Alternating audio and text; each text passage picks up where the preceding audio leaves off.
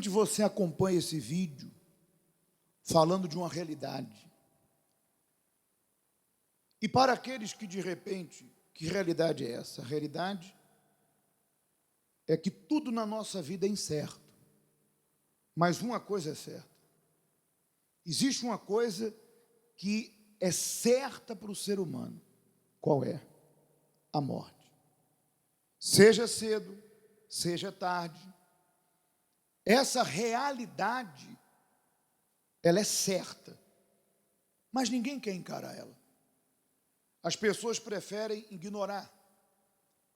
Ou, de repente, fazer de conta que isso é um assunto que não tem tanta importância, quando tem muita.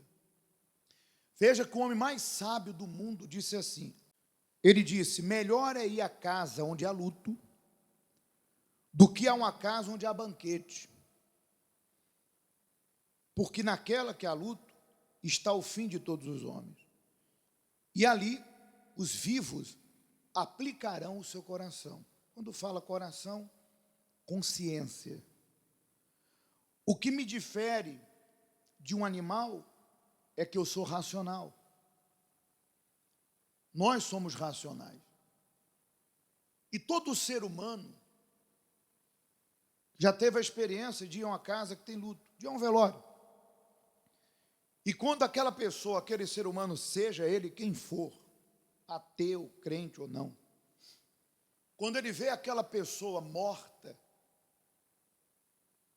dentro de um caixão, o seu eu, a sua consciência, o seu racional fala com ele.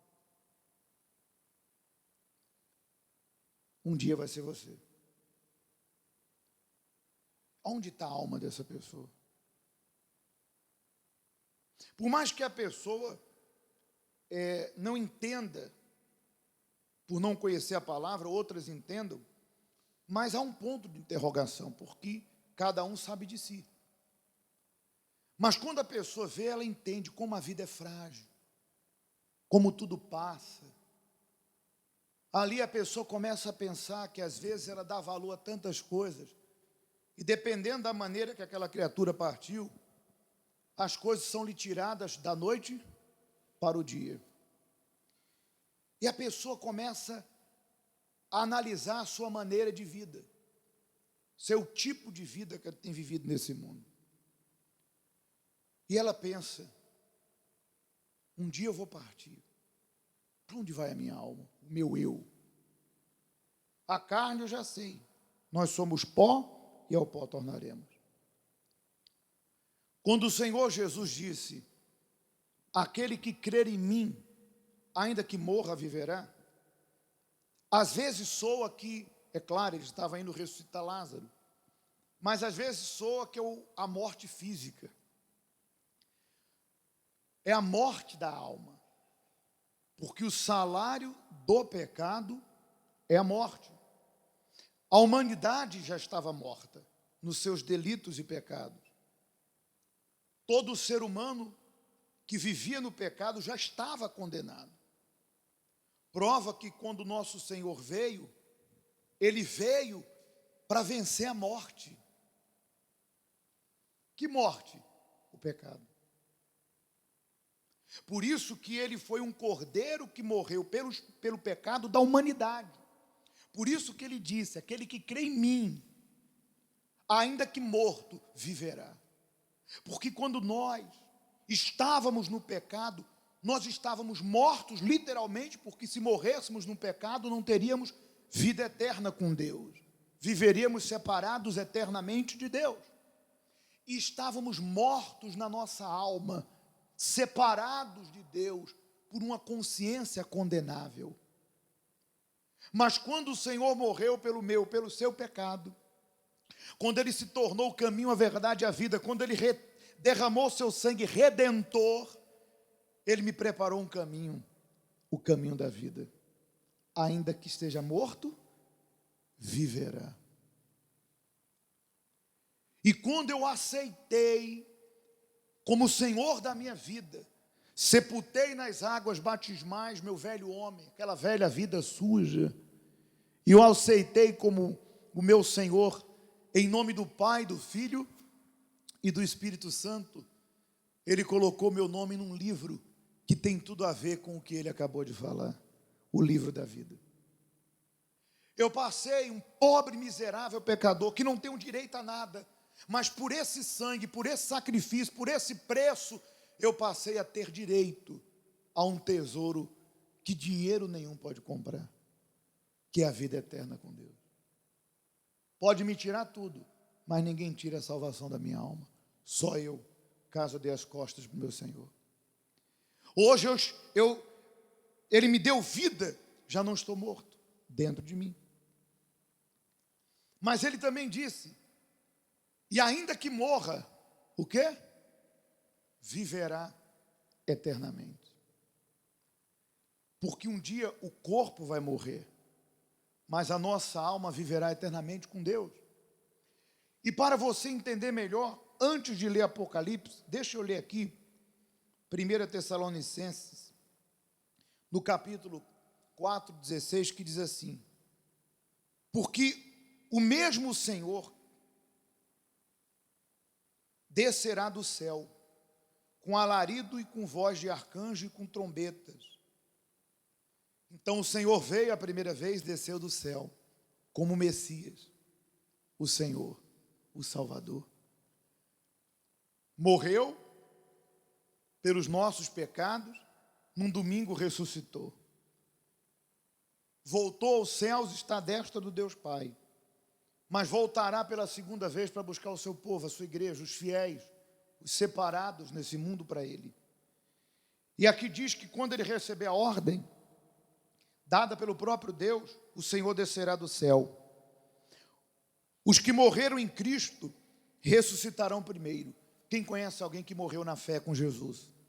Então os últimos serão os primeiros. Quem conhece? Os mortos em Cristo ressuscitarão primeiro. Depois, nós, Paulo falava na ocasião, porque ele esperava naquela ocasião, os que ficarmos vivos, seremos arrebatados juntamente com ele nas nuvens, ao encontro com o Senhor nos ares. E assim estaremos para sempre com o Senhor. Então, quando eu aceito o Senhor Jesus e decido segui-lo, eu tenho essa magnífica herança que não tem dinheiro que pague. Mas e aqueles, pastor, que rejeitaram essa salvação, como diz a Bíblia? Porque Paulo disse: a esperança que nos consola é a vida eterna. O que me faz seguir com Deus, mesmo diante de tantas decepções nesse mundo, mesmo diante de tantas lutas que sempre teremos, o que me faz seguir com Jesus desde o tempo que eu aceitei, com 15 anos de idade, até agora com meus 43, o que me mantém com os olhos na cruz, não é porque minha família está na igreja, não é porque Deus me deu uma esposa ou uma vida de qualidade. A minha consciência sabe que tudo isso é fumaça, que cedo ou tarde vai embora. Como disse o Senhor, é a Eva, que logo o mocho cai. A minha esperança é a minha alma, e é por ela que eu luto. Mas imagine aqueles que a vida toda estiveram aqui e rejeitaram tão grande salvação. Haverá um grande dia de juízo para aqueles que rejeitaram essa salvação, que agora, ouvindo a palavra, decidiram viver uma vida aversa. O Senhor chamando elas ao arrependimento, chamando elas para abandonar os seus pecados, e elas assumiram essa condição de continuar no ódio, na mágoa, no pecado, nos vícios, na vida errada. Mas hoje Deus está fazendo esse apelo de novo para você. Se volte para Ele. Porque se Ele voltar, e você e eu, nós não estivermos lavados pelo sangue, nós não iremos. Nós iremos comparecer diante do juízo. Mas nesse juízo não há absolvição. Quando você lê o livro de Apocalipse, isso aconteceu depois que os salvos já foram levados, a igreja já foi levada. O juízo é o acerto de conta com aqueles que rejeitaram Deus. Vamos ler? E a palavra é clara quando diz: eu vi grande trono branco e o que estava sentado sobre ele, de cuja presença fugiu a terra e o céu, e não se achou lugar para eles. E vi os mortos, pequenos e grandes. Nesse dia, os famosos vão tomar fila com os anônimos. Não vai ter camarim para ninguém. Todos comparecerão nas mesmas condições. Eu vi o grande e o pequeno, que estava diante de Deus. Abriram-se livros, abriram-se outros livros, que é o da vida, o livro da vida. E os mortos foram julgados pelas coisas que estavam escritas no livro, ou nos livros, segundo as suas obras.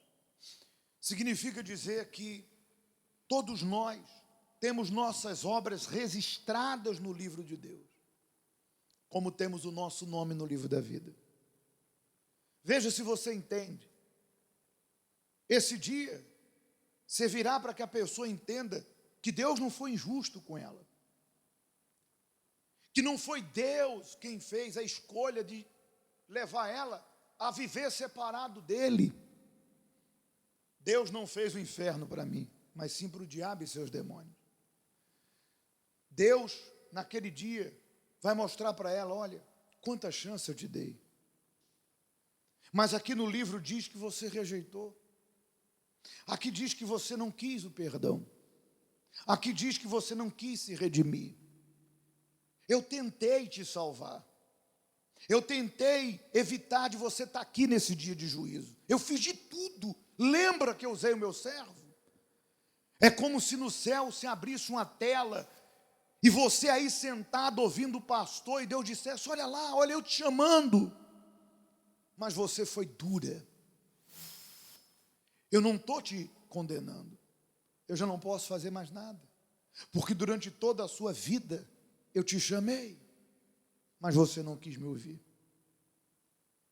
E o texto sagrado diz que quando aquela pessoa tomar conhecimento do porquê ela estará sendo condenada ao inferno, a Bíblia diz: e os mortos foram julgados pelas obras que estavam escritas nos livros, segundo as suas obras. E deu o mar os mortos que nele havia, e a morte e o inferno deram os mortos que nele havia. Foram julgados um por um, não havia pressa. Hoje as pessoas têm pressa, tanto de sair da igreja como de resolver seus problemas. E a morte, o inferno, foram lançados no lago do fogo. Esta é a segunda morte, a primeira em vida, é a morte física. Essa é a segunda morte, que é a separação eterna de quem? De Deus, é a pessoa viver separada eternamente de Deus. E aquele que não foi achado escrito no livro da vida, foi lançado no lago de fogo. Então hoje você tem a oportunidade, todos, de escrever o nome aonde? Se você deseja, terminando a reunião, que o pastor, assim que acabar, o pastor já vai subir no altar e fazer a próxima reunião, eu vou lhe batizar por aspersão. Não precisa você deitar aqui dentro das águas. Estamos batizando, derramando a água sobre a cabeça. Terminando a reunião, eu te batizo em nome do Pai, do Filho e do Espírito Santo. Abraça a fé, põe teu nome no livro da vida, salva a tua alma. Eu não posso fazer isso por você, e nem Deus. E nem posso te obrigar a fazer isso. Mas é claro, você sabe que para assumir Jesus Cristo como Senhor da tua vida, você tem que abrir mão da vida velha e do pecado. Mas eu pergunto, o que Deus está propondo? Vida eterna. Se você abraçar ela, você terá. Essa é a palavra de Deus para todos nós. Quem está salvo se mantenha, e quem não está, abraça essa fé. Amém?